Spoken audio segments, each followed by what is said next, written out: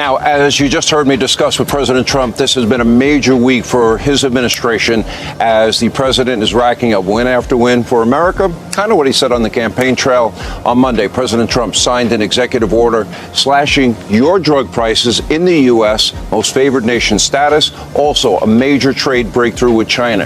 He also helped bring home the last American hostage being held by Hamas. And now the president, here he is in the Middle East, where we are negotiating major investments in the U.S. All right, joining us now to discuss all this week's news, Louisiana Senator John Kennedy is with us. Senator, two things really struck me today as I watched the president, and I thought it was deep and I thought it was profound.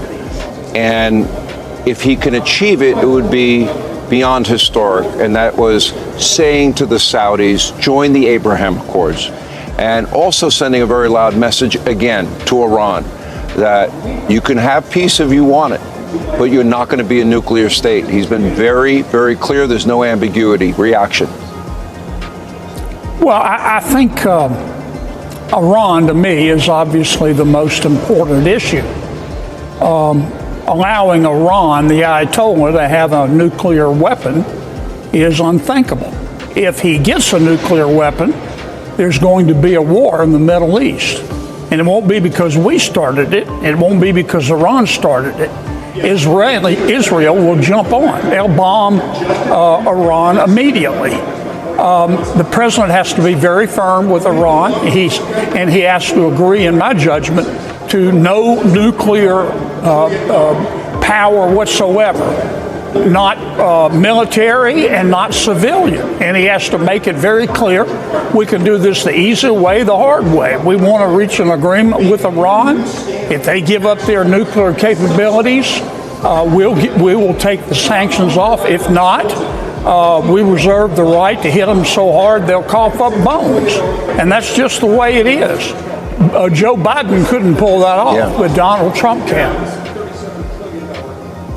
Let me ask you, Senator, because when you were last on the program, we were talking about trade and tariffs. And what you said on this program is you hope that the president is able to get one deal after another after another.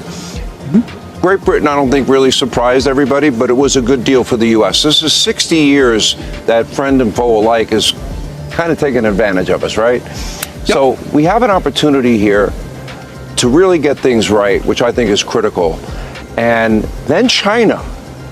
What do you make of that deal? And what message do you think it sends to the rest of the world? And Scott Besson said 130 countries are lined up. Well, I think it's obvious.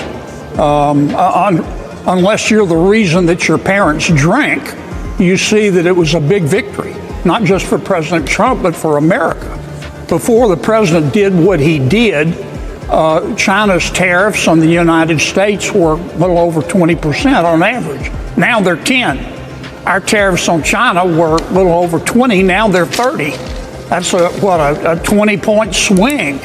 Now, I've listened all day to some of my Democratic colleagues say that, well, we didn't get anything for it. If you believe that, I'm not saying you're the dumbest person in the world, but you better hope the dumbest person in the world doesn't die. It was a clear victory. The other point I would make, I think Trump understands how to deal with China. Look, the Chinese, not the people of China. I'm speaking about the Chinese Communist Party. They're thieves. They steal with both hands. They will steal your socks without taking off your shoes. That's how they've gotten rich. We let them into the World Trade Organization on December 11th of 2001. They started cheating December 12th. And Trump was the first president, he did this in the first term, to ever stand up to China and say, stop the stealing. And now he's doubled down, and it's working. We still got a long way to go. China cheats in other ways besides tariffs, with quotas and subsidies and stealing intellectual property. But this is a hell of a good start. I mean, so much other news. I mean, drug prices for Americans will go down 30 to 80%.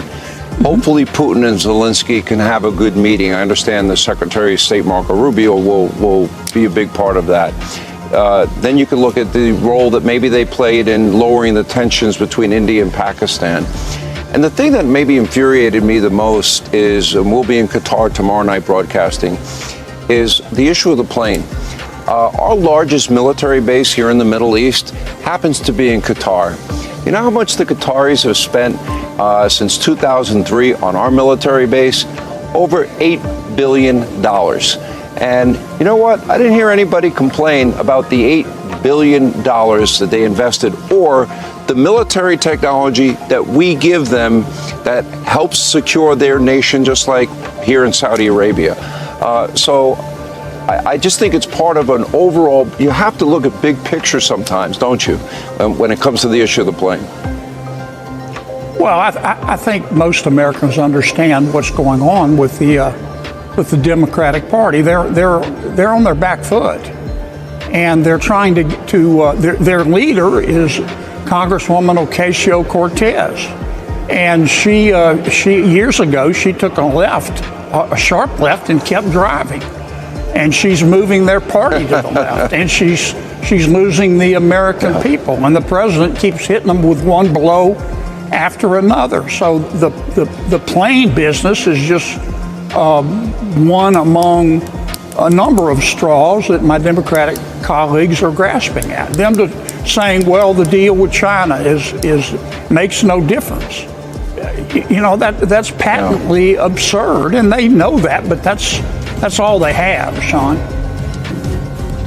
I always knew that China would need access to our markets, and I think it will be mutually beneficial and long-term, and America standing up for itself and not being taken advantage of and abused is actually refreshing, because that's been institutionalized for 60 years. Senator Kennedy, we love having you. It's only like 4:30 something in the morning here.